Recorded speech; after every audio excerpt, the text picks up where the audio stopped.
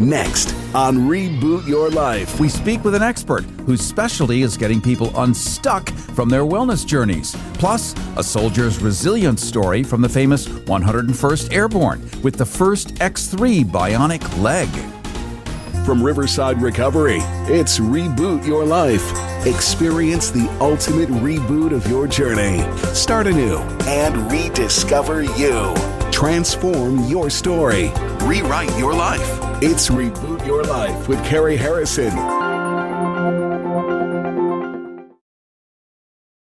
From the Riverside Recovery Studios in Tampa, Florida, Cary Harrison with you, and thanks for joining us on Reboot Your Life, where we help you get back the life you love. Well, why did that new diet work for your best friend, but you gained 5 pounds? And since when did that great workout regimen stop yielding results? And how can you know which supplements are worth the hype and which are going to make you feel worse? For more than 20 years, personal trainer and functional health coach Daniella Dayoub has seen clients struggle with similar questions as they navigate the ever-changing landscape of health claims and advice, eating plans, and fitness fads. Too often, when the results they seek prove fleeting or elusive, they lose hope and forward momentum.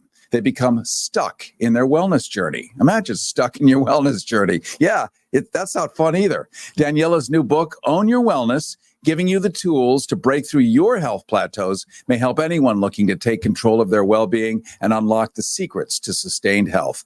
Daniella Dayoub, welcome to Reboot Your Life. Thank you so much for having me, Cary. I was going to say, welcome to your life. Well, it is.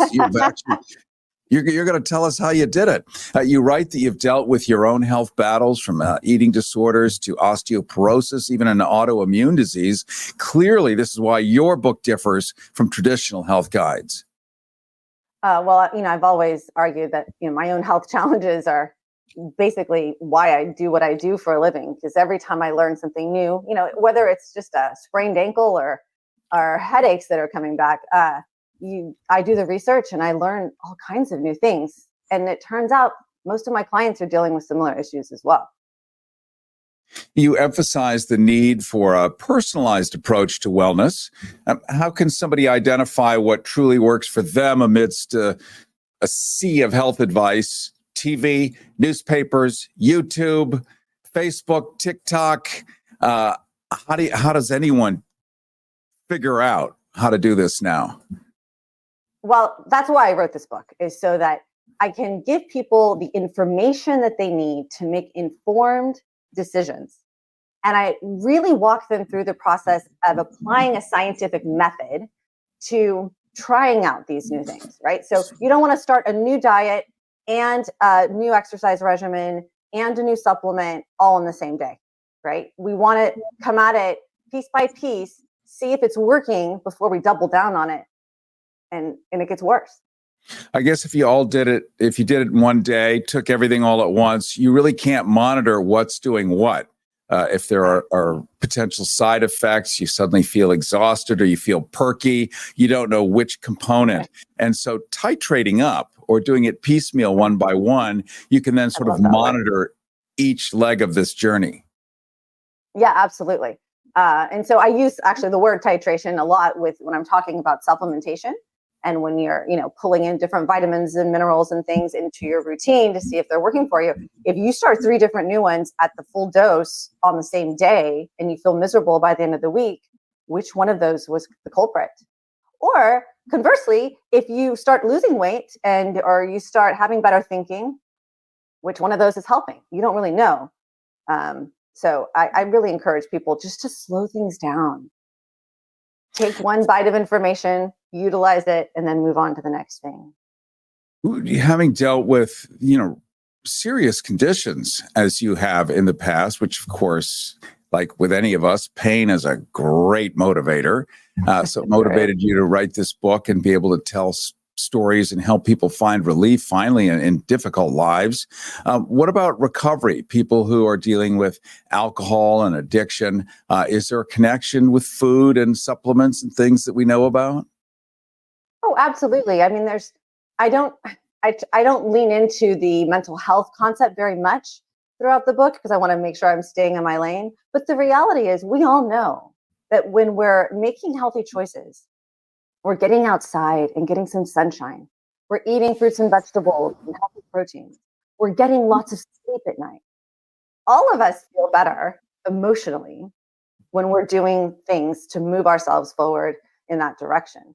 So, yes, is addiction tied into how you're eating and feeling? Absolutely. Absolutely. Daniella Dayoub Forrest, in your book, you discuss the importance of adapting fitness routines to different life stages. Could you elaborate on how age impacts our approach to exercise, other than it hurts, forget it, I'm not going to do it?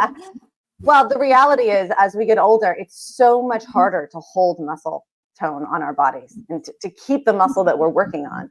And so we have to be very careful not to be constantly breaking ourselves down, by only riding your bike or going for your runs or long walks with your friends. We have to be really focused on some resistance training to build as much muscle tone as possible.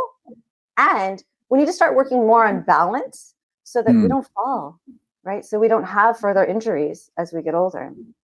I don't know about you, but I don't want to be shuffling when I'm in my 70s. I want to have the balance to be able to walk one foot to another. Yeah, and falls notoriously take people out at the end, because who cares about balance? So they might put a handle in your shower when you get older, and you can hold on to that. But you should be able to really stand and soap yourself up without having to hold on to that if you've been working on your balance. I was in Switzerland a couple of years ago, and I was hiking up the side of a really steep mountain. I'm bragging here, you see. And I am not 96 like the guy who passed me. 96. Amazing. And he got all the way up to the summit, and I sat down with him, and I said, I could tell he was a geezer. But I wanted to how do you do this? He said, well, I hike up here every day because my doctor told me I needed to for my heart. Amazing. Okay. Amazing. But balance and all these things, so they're a use it or lose it proposition, and I'll be honest with you, I work with people who are in their 20s and 30s who have horrific balance. If you don't get your feet out of your shoes every once in a while and feel the ground and use those toes, we have the luxury, I was listening to your last segment, of using them. So we have to make sure that we're honoring how our bodies are moving every day in small pieces. And people they can build gym muscles, which means that without the gym, you don't get to look like that. But they're just certain muscles that you build at the gym. And then the rest of your body is soft and not strong. Again, maybe without the balance, maybe without the coordination, without the distinctions of being able to deliver angles and pivot back and forth. But you can bench press 400 pounds. Not exactly helpful if you went hiking up the side of a mountain. Right. Functionality is critically important. I've done figure competitions and bodybuilding myself. It was not the strongest point in my life. It was, I looked great, but I wasn't necessarily the most functional. 2 weekends ago, I took my daughter to a strongman competition here in Santa Clara. And it was so fun to watch these people pushing huge amounts of weight. But you know what? They weren't aesthetically fit. Like, you didn't look at them and go, wow, look at those abs. These are thick, strong humans, but they can really move some serious weight. So they're not necessarily one and the same goal. When you say, I want to look more fit, that doesn't necessarily be more strong. And as we get older, strength needs to become a higher and higher priority because we lose it. And it's so critical to our health. We have here in the Tampa Bay area a city called Dunedin, which is a Scottish, it's founded by Scotsmen, and they still carry many of those traditions, like tossing the caber, which is basically hurling a telephone pole. And talk about muscles, but you sort of, like you said, you don't really see them bulging like you would somebody who's bench pressing at the gym. And these are sturdy folks. And they're just great traditions from an easier time in life when we had natural muscles that held our bodies, helped us balance, helped us move around. And I guess just modern living without working on the farm or running the tractor or being agrarian, we sort of lose all of that, and we have to find ways to rebuild it. Right. I talk a lot about training your core, right? You know, people think about it, your abs, but really it's all the muscles that surround your trunk, front and side and bottom. And if we have a strong base to work off of, our arms and our legs are much more efficient at movement. So we have to work on the core all the way around, front, back, and sideways. We're talking to Daniella Dayoub, personal trainer, health coach who's worked many years in Silicon Valley, where she got a bird's eye view on how to help clients navigate health and wellness advice and distill it into actionable, personalized plans. And she's dealt with her own health battles, from an eating disorder to osteoporosis and major injuries, even authored her new book, Own Your Own Wellness, authored it rather. Let's talk a little bit about eating disorders, because that's one of those things that we're just not supposed to talk about. But give me a tub of ice cream, look the other way, it's going to be gone. Absolutely.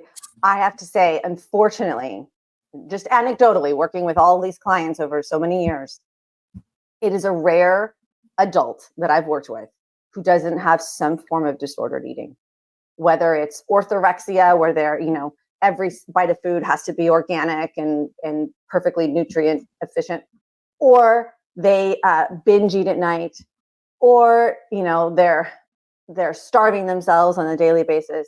And so, you know, I try to give people tools to start eating more natural foods that the body understands what kind of nutrition it's getting. And what ends up happening is, over time, we start to get proper hormone signaling working again. And what that means is that disordered eating starts to quiet. The mind starts to quiet around food. And that, when that starts to happen, which has happened for me, it's the best feeling. It's just really remarkable. And what do you suppose the reason is that so many of us love to do this sweet tooth? I mean, it's sugar. Alcohol metabolizes as sugar. I mean, there's a lot of connection between all of this. It just feels good to like wash yourself in sugar, and it's highly addictive, and breaking that cycle can seem impossible. Like, I'm not going to do it. And then it's like 10:31 at night, and there it is, the Breyers Corporation singing to you from the freezer. Right. Well, it's a twofold problem. I mean, through history, when we encountered super sweet things in nature, they were loaded with vitamins and minerals, right? I mean, imagine finding the mother lode of honey out in the wild. Mm-hmm. And people would gorge themselves on that sweetness because they knew that it was so powerfully healing and wonderful for them. Now, fast forward to today, where, you know, you're getting a Slurpee or cheesecake or something like that. It tastes like it's going to provide that same nutrition that historically we've gotten, but it has no vitamins and minerals. And so what happens is the sugar hits your system so quickly, and it's quite toxic. Your body has to get rid of it as quickly as possible, i.e. shuttle it to fat. And as soon as that blood sugar drops again, you're hungry for more. Why? Because you promised your body nutrition that it didn't get. And so it leaves you hungry for more and more and more. I remember reading a study, Daniella Dayoub, on how Diet Coke or some of these diet sodas can actually make you fat, which is counterintuitive. So, you know, a lot of people will drink 2 liters a day of a giant diet soda, cola, and gain weight. And part of the reasoning was that the aspartame, or the aspartic acid, phenylalanine, methyl alcohol, the molecules that create this kind of fake sweetness, that the body sometimes gets confused because these are artificial. So it doesn't know what to do with it, but it detects sweetness. So the pancreas secretes insulin to get rid of the sweetness. But if there is no actual sugar for the insulin, it'll store as a fat cell. And then you just get bigger and bigger, and you want more and more. And here you are drinking more diet soda to combat the weight that you're gaining because you're drinking diet soda, but you don't know it. Likewise, a Dorito has a half-life of something like 52 days, and it takes a while for the body to figure out what that is so that it can break it down and get rid of it. So it stores it in a fat cell until it can detangle all of this molecular complexity. And so we have all of these conditions that we really don't connect, that it comes out of the food supply and eating better. But it sounds like you've conquered this pretty well. Oh, I mean, I always have my struggles and my cravings as well. But what I think people don't take into account is how these fake foods, these food-like substances, affect our gut health.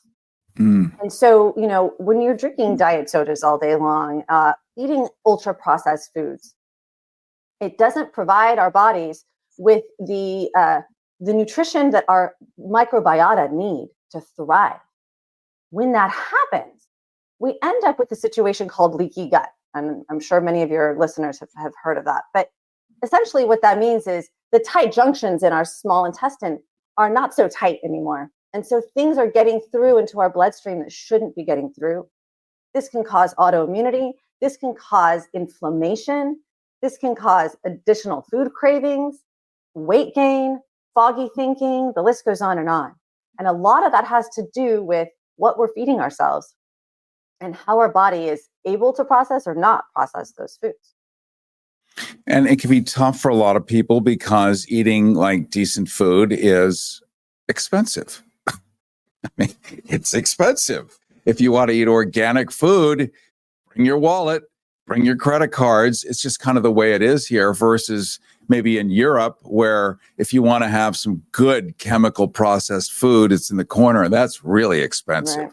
Right. Because they actually grow things using, don't tell anybody, sunlight, water, and mud. It's amazing. Right. You can grow tomatoes. Right. I mean, who knew? And GMOs. I mean, this is another conversation for another time, but it's pretty fascinating educating people on how the food is made and how to be able to start to select it for your health so that you don't have to deal with unintended consequences from something that looks like a banana, but you find out it has pork and firefly genes in it, and maybe something from a Superfund site so that it'll sit on a shelf for 3 months and not turn brown. And while that's great and it looks good in a grocery store and it looks great on your shelf, and a never rotting piece of fruit, your body is trying to figure out what it is. And while it does that, you can have misfires, and the misfires cause the problems. Yeah, I want to be careful not to scare people too. I mean, I know one of the reasons I wrote this book is not everyone can afford a health and wellness coach like me. So, for those people who really can't afford to eat grass-fed beef and organic produce all the time, I would rather they find in their budget what produce they can eat, because it's still better than reaching for the Doritos like you were talking about before. I get really sad when I see families with young children who are grossly obese. And it's because they've been buying the food that they think that they can afford the most, right, of the worst food. If instead, they went to a discount grocer and walked the outer rim of the grocery store and just did the best they can with more natural foods, I would argue the whole family would be off a little bit better. I remember my grandmother telling me that when it went past tense into the grocery store, she would just start looking at the label on the back. And if she didn't know what stuff was, she didn't buy it. Like very simple, basic, as opposed to get a degree in chemistry, honey, so that you can, figure out what's in the sauce. Sure. She's just I don't know what all this stuff is. I know starch, I know wheat, I know. Right.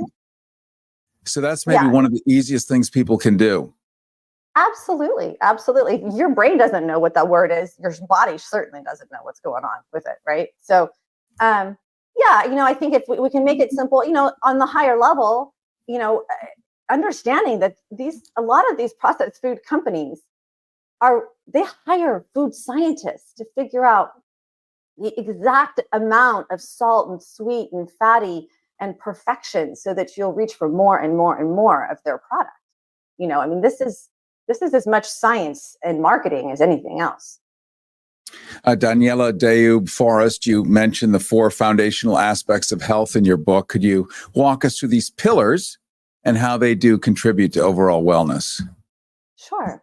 I start off talking about nourishment, and not just what are the foods that you're eating, like what does your diet look like, but what are the foods? How are the foods supporting your goal?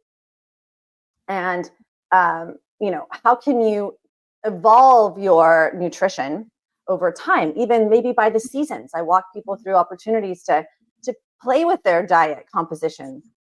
And then I talk about movement. We don't all have to exercise per se, but we're all humans and we all have to move. Then we move freely about the cabin, as they would say on an airplane. Please, move freely about the cabin. Even if you're disabled, we all have movements that our bodies are able to do that we need to work on every single day. And I think that sometimes we throw the baby out with the bathwater, it's not an all or nothing thing. If you don't have time for an hour-long workout, who cares? Go outside for 5 minutes. It doesn't have to be all or nothing. So I give people lots of strategies for movement. In fact, there's a little secret URL in my book where you'll see all kinds of workout videos that I've given you, as well as you can download all the charts and graphs throughout the book where you apply what you just learned to your own life. Then I talk about exploring. And by that, I mean self-quantification, additional testing, whether it's for guts or your gut, your hormones, your detoxification abilities. What kind of testing should you consider based on your symptomology? And then what will you do with those results once you run said testing? And then I finish with what I call enhance, which essentially is supplementation and all the little fun add-ons to our health journey. And I put that last because if you're not dialing in food and movement and you haven't looked under the hood to see what's actually going on with you, all the supplements in the world aren't going to help. But when we get there, I give people very specific strategies to figure out what supplements to use, how and when and why. Mm. Well, I want to thank you so much for joining us today, Daniella, Dayoub, Forrest, personal trainer, health coach who's worked many years in Silicon Valley, where she got a bird's eye view on how to help clients navigate health and wellness advice and distill it into actionable, personalized plans. She's dealt with her own health battles, from an eating disorder to osteoporosis and major injuries, and has authored her new book, Own Your Own Wellness. Thank you so much for joining us today on Reboot Your Life. Thank you so much for having me. I appreciate it. Hang on, your reboot reboots in a moment. How you holding up? Nothing wrong with getting help. If I promise to look into it, will you drop it and help me build this fence? Now you need my help. If you or a veteran you know needs support, don't wait. Reach out. Find resources at va.gov/reach. Riverside Recovery of Tampa was created to offer state-of-the-art treatment options to people suffering from addiction. The model was developed to meet clients and their families where they're at and provide them with the tools and education needed so that they can achieve long-term recovery. No two people are the same, and no two people have the same experience with addiction. And it is for this reason that we tailor each treatment plan to the unique needs of each individual. Located alongside the Hillsborough River in the heart of Tampa, Riverside Recovery offers the full continuum of care. And what that means is that we offer medical detoxification, residential care, day treatment, intensive outpatient, and outpatient levels of care. The program at Riverside is focused on high-quality clinical care, offered in a safe, comfortable, and serene environment where everyone feels empowered to change the course of their lives. The stigma that surrounds addiction continues to be high on the list of reasons that people don't seek help. At Riverside Recovery, we're working to change the narrative and empower people to recognize addiction as a disease, not a moral failing. We can recover, and we do, as evidenced by the thousands of people who have taken that courageous first step in asking for help. The staff at Riverside understand what it's like to recover. In fact, over 75% of our staff are in long-term recovery. So if you or someone you know needs help and are ready to seek treatment, call Riverside Recovery of Tampa at 1-800-871-5440. That's 800-871-5440. You can learn more about the treatment we provide at rrtampa.com. Again, that's rrtampa.com. Life 2.0. It's your life and your reboot. It's Reboot Your Life with Cary Harrison. And from the Riverside Recovery Studios in Tampa, Florida, Cary Harrison with you. And thanks for joining us on Reboot Your Life, where we help you get back the life you love. Well, wars have historically triggered medical breakthroughs, and conflicts such as Iraq and Afghanistan have led to innovations in surgical techniques, in limb management, and the development of futuristic prosthetic limbs. From microprocessor-powered joints to advanced materials like titanium and carbon fiber, the possibilities are now endless. With us is Sergeant Max Ramsey, U.S. Army retired. He served with the famed 506th Infantry, the Band of Brothers, Charlie Company of the 101st Airborne. And Max served a tour in Iraq and was wounded in action by an IED and considered America's best candidate for a so-called bionic lower leg replacement built of state-of-the-art tech. Key was Sergeant Ramsey's ability for compliance and his high intelligence. And I didn't make that part up. Max Ramsey, we're so glad to have you here today. Totally making things up, Cary, as usual. It's, well, Max, I've followed. And in deference to all, I was one of about 33 that was involved in the development of the X3. They had a bunch of us testing on what was the X2 prototype at the time. But yes, so 33 is not even a mosquito bite in the population. Yep. So you're up there. I've followed your journey for years. I've known you as a friend in Tampa before you shipped out to Iraq. And you're, in my opinion, the Wikipedia example of resilience, from an IED explosion to jogging with a U.S. president on a state-of-the-art prosthetic limb. Maybe you could walk us briefly through how you were wounded in action. March of 2006. That's pre-surge for the era. My unit was in Ramadi, Iraq, just west of Fallujah. And Ramadi, like Fallujah, Ramadi was predominantly a Marine area of operations, but there was one little quadrant of the city that we got inserted into for establishing some cleanup after the Marines pushed through Fallujah, and everything got pushed into Ramadi to the west as a result of that. So during operations where we were raiding some houses and capturing some people, as we were exfilling the area or leaving the area, I should say, for laymen, someone had command detonated a 155 artillery round under the pavement under our truck as we were leaving. And the result was a blast that kind of went through my knee, my left knee, leaving my leg somewhat attached, but not recoverable. And then I also broke my right ankle in the process as well. And amazingly, really nothing else was hurt other than just a big boom. And, a tribute to the training and the doctrine of the golden hour that existed at the time. They got me back at the aid station, medevac me to Baghdad, and in the span of when I got blown up to getting into Baghdad was about less than an hour. So yeah, pretty remarkable. Timing is everything. And Max Ramsey, they say your leg is the first for above knee amputee that has enough diversity and function that it brings you back to almost 100% before the injury. It uses the same Bluetooth technology as the Nintendo Wii, has accelerometers and gyroscopes and sensors to know where it is in space, and anticipates everything from a heel strike to walking backwards on toe. Give us some of your insights on how advancements in prosthetics have actually transformed the lives of amputees.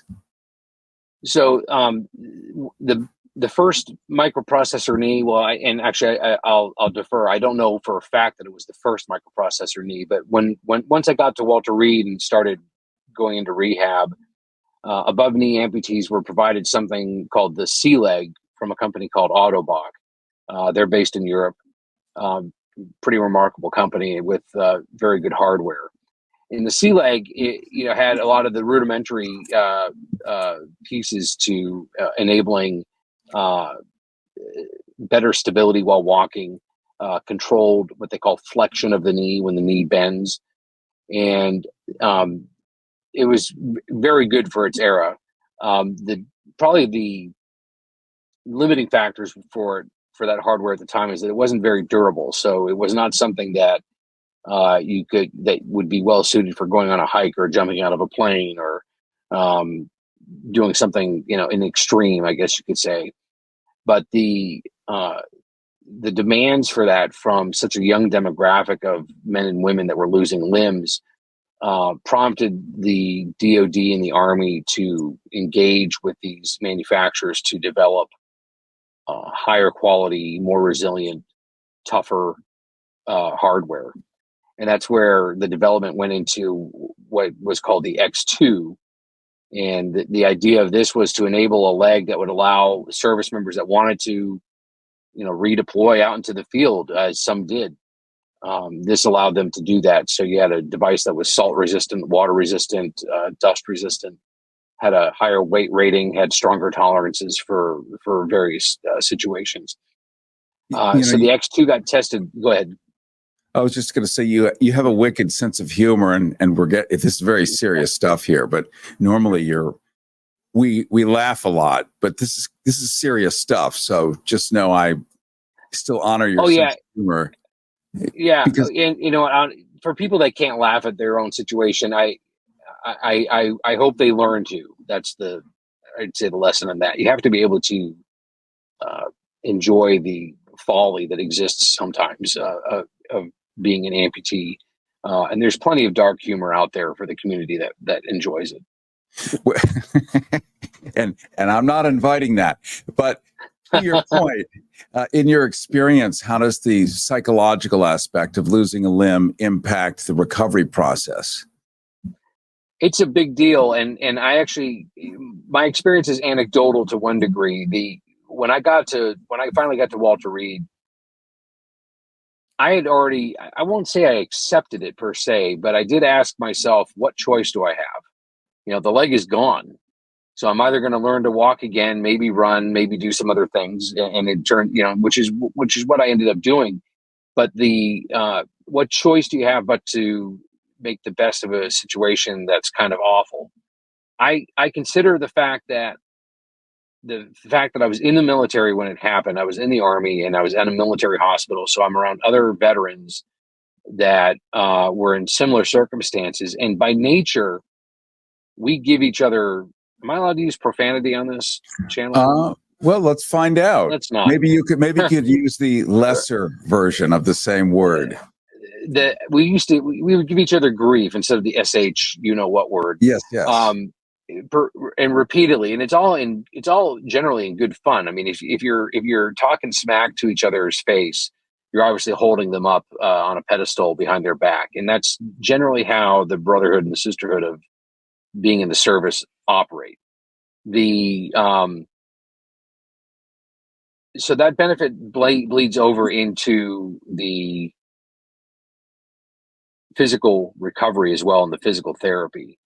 And a lot of that, I will argue, does not exist in the civilian world, for lack of a better word. If somebody gets creamed in a car wreck and they end up in a basic physical therapy space, you're going to have advocates and physical therapists that help you, but not as strong of a bond amongst the other patients there, I would say. I mean, I can bond with another service member almost immediately, and that lends itself to I think a better environment for people to recover.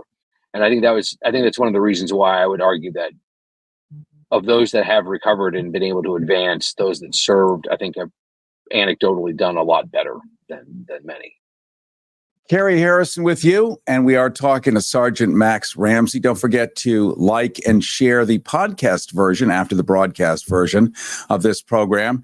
Sergeant Max Ramsey, U.S. Army retired, served with the famed Band of Brothers, 101st Airborne, was wounded in action in Iraq, later considered America's best candidate for new state-of-the-art prosthetic knee and leg due to his high intelligence and ability to provide granular feedback during that experience. And Max, you thought thought, obviously, you were going to have giant limitations, but NBC Network took a keen interest in your post-amputation skydiving skills, noting your unwavering spirit and determination. You've even skydived multiple times, like lots, defying all human expectations. Yeah, that was beneficial in a lot of ways. One, it allowed me to keep jumping for a while, which was obviously good. It also gave me a longer off ramp as I planned to do what I was going to do outside of the Army, because I knew at some point my what they called COAD status at the time, continuation of active duty. I knew that would not be a permanent thing. If I was going to stay in the Army, then at some point I would have to reclass out of the infantry and into another type of job and engage in other factors, and that didn't really interest me, in the long term. So the benefit of that was obviously, it kept me active and it kept me engaged in something that I like doing, but it also gave the Army a great tool, from a public affairs standpoint too. So it was mutually beneficial, and it allowed me to, have a pretty solid plan for the eventual time when I would exit the Army. That I would have a plan in place and I'd know what I was doing and benefit from there as well. But that particular piece that NBC covered was especially special because the nature of where we were jumping at the time, we were jumping for a celebration at Walter Reed in DC. So here you have a few guys jumping out of a plane inside DC airspace, during a post 9/11 era, which I don't even think the Golden Knights can lay claim to that. And that's a big deal for the 101st Airborne parachute demonstration team that existed at the time. And then you also were famously jogging with the president, you and another guy. There's a bunch of pictures out there. Maybe we can see one of those images coming up. That's also something unanticipated in your life. I have not been invited to the White House to jog with the president, but you have. Again, during these times. That actually started the first time I met President Bush when he visited Walter Reed, and he was talking about what we were going to be doing after the hospital, or what I was going to be doing after the hospital. And at that point, we had already laid out the plans for me to join the team. And this was also after he had that big spill on his bike where he felt, where he went over the handlebars of his mountain bike and landed on his face. So for all his warts or virtues, whatever you may think of him, George W. Bush is a machine on the mountain bike, apparently. And so when he had that big crash, his wife was not thrilled with him getting back on the bike again, but he continued to do that. And he kind of commented the same to my wife at the time. He's like, "I'm sure you're thrilled with the idea of him jumping out of planes, for a living." And she just kind of nodded and said, "Well, he's going to do what he's going to do." And so I did. How do you see the role of federal funding in driving innovation in prosthetic technologies? Clearly, this is not something that just anybody can just go do.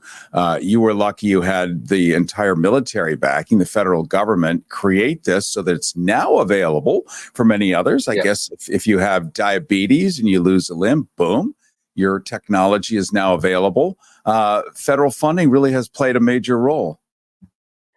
DoD kind of has the best of both worlds. They're kind of allowed to operate in their own bubble, and that's both good and bad for obvious reasons. But when it comes to this type of stuff, it allows them to fast track ideas that kind of make the FDA say, "Okay, yeah, it's approved. Go ahead and start selling it." And that's what happened with the X3, from Autobot and its cousin called the Genium. Once the testing was done for that, the Army shared its information with FDA and basically, what would have been a several multi-year process for FDA approval for a medical device. I think the Army and Autobot were able to get that done in probably about 4 years. I may be recounting that incorrectly, but as far as taking notes, good, yeah. as far as the role, you and I have known each other for a long time. I'm not a big fan of big government anything, but there are a few areas where I think the government does, in fact, do a good job. I'm also privileged to be part of an occasional panel member on the Congressionally Directed Medical Research Program. And there you get to see responses to proposal requests from the Army for various types of maladies, whether it's, orthopedic or other types of injuries, spinal, small arms type stuff, muscle regeneration, bone regeneration type research that they want to learn more about. And it's this kind of stuff that feeds into bigger studies that enable, new treatments and regimens to come out. And I'm a direct beneficiary of that as well, because 8 years ago, I got to be part of a phase 1 trial involving osseointegration for my above knee amputation. And I was patient number 6 in that. And the funding that enabled the research on the animal study that predated the phase 1 human trial, that was funded through this program. So there is a rhyme and a reason and a method to the madness. And I think some of it is done at just the right speed. So it takes a long time, but when it does happen, it tends to happen correctly, I think. Riverside Recovery of Tampa was created to offer state-of-the-art treatment options to people suffering from addiction. The model was developed to meet clients and their families where they're at. At Riverside Recovery, we're working to change the narrative and empower people to recognize addiction as a disease, not a moral failing. We can recover, and we do, as evidenced by the thousands of people who have taken that courageous first step in asking for help. Call Riverside Recovery of Tampa at 1-800-871-5440. That's 800-871-5440. rrtampa.com. Let's talk for a second, Max Ramsey, about PTSD and depression. Clearly, this is, though you are intelligent, articulate, funny, completely available mentally, maybe not everyone has the resilience. Flattery will get you everywhere. Yeah, right. Maybe you could elaborate on the importance of emotional support and understanding for people transitioning to life with prosthetic limbs. My mindset was already along the lines of, what choice do I have? The other thing that I thought of was when the doctors were making their rounds, in the ward at Walter Reed. One group that came in, they announced themselves as PCLS, which was Psychiatric Care and Liaison Service. And so before they even left the room, I grabbed one of them and said, "Hey, I want to start setting up, weekly meetings." And she asked me why. And I said, "Well, I'm sure that I just got blown up. I'm sure there's some garbage in here that needs to get cleaned out." And I was pointing at my head at the time. But I think I don't know if that's, I just took it on faith. I just kind of dove right into the frying pan with that. Not everyone's able to do that, I don't think. And for those that aren't able to do it, that's where I think the caregivers need to be a little bit more assertive, if that makes any sense. I think they kind of need to say, you don't really have a choice. You are going to, if you're not going to talk to me, you're going to listen to me while we talk about your recovery path. Yeah. If you're not going to do the work to learn to walk again, you're going to watch others learn to walk again. I think, and that's a hard thing to, like I said, I'm sure there's, psychiatrists and other physical therapists just losing their mind out there right now at the thought of that. But, at the same time, they would love to have somebody that they got to pull back on the leash on, which is the kind of guy I was, I guess. So, yeah, I'm also a fan of if you can't opt out, then opt in, because there is not a third choice. So you opt out, you opt in. So you opt in and you just go for it and make it great, which you've done. And by the way, you're sitting in a car, which means you're driving, which means one of your legs is prosthetic. I'm trying to imagine what that looks like. Well, I'm parked, and thank God I'm not driving, because wouldn't that be funny? Watching some guy driving while he's holding a laptop in his hand. But I've seen that, by the way. I'm sure it's my right leg. It's my right leg is still here. My left leg was amputated, so my right leg controls the pedals, and there's nothing different about it as far as I'm concerned. Although there are people with missing lower limbs that are able to articulate the pedals just fine. And as far as I'm aware, I think it probably varies by state, but I think some states don't really require any kind of adaptive device or any kind of endorsement on the license, depending on the injury. But I could be wrong. But where I'm at in California, I've got my right leg. I can articulate my pedals. And actually, I don't think I'd need an endorsement even if I had a stick shift right now. So. But let's take a final look at advancements that you foresee in prosthetic technology, and maybe you would see this enhancing the lives of people dealing with everything, like we said, from diabetes to traumas. What do you see in the future here that's going to become available? I think the big money research is on upper limb prosthetics for hands, because I think there's real value in scientists that are able to develop something that articulates the fingers and enables some kind of tactile feedback for pressure and other things like that. Maybe even, so I think that will involve things like nerve mapping and AI. That way, they're working AI into it, which is and AI would play a role in that and helping to translate that phenomenon into something that the wearer or owner of the prosthetic can use. So that's where I know a lot of research has been done, particularly at DARPA of all places. They've done a lot of this type of research. I don't know how it all works, but I do understand that for some of the ways they are mapping the nerves, they have been able to generate something that articulates the hand a little more finely than these myoelectric devices that exist now. And I think it will benefit both below the elbow and above the elbow type wearers as well. So that's where I think the big money is. For legs, I honestly don't know where it's going. The stuff is pretty solid where it's at. The only thing I can think of is maybe where they might look at ways to make a more robust version of something that looks more like a natural leg, but that's a vanity thing more than anything. So I don't know the answer to that.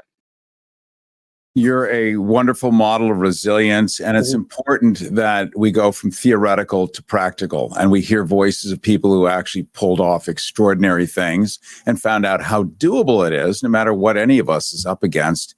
And here you are, jogging with the president, skydiving, all of that with your awesome prosthetic leg, which means if you can do it, anybody, not anybody, but many certain people can do it, including me if I end up in that situation, because now I know somebody I know actually did it. And then there's more. Right. And we'll see what crazy bungee jumping, I don't know, whatever you decide, spelunking, whatever you can get away with. Why not? Thank you for joining us today, Max Ramsey. Love seeing you, my friend. I hope you're well. Thank you, my friend. Sergeant Max Ramsey, U.S. Army retired, served with the famed Band of Brothers, 101st Airborne, was wounded in action in Iraq, later considered America's best candidate for a new state-of-the-art prosthetic knee and leg due to his high intelligence and ability to provide granular feedback during the experience, also showing us that life is very possible and abundant, no matter what happens. You just have to kind of have someone help you through it, as he has done with us. So how's civilian life treating you? It's fine.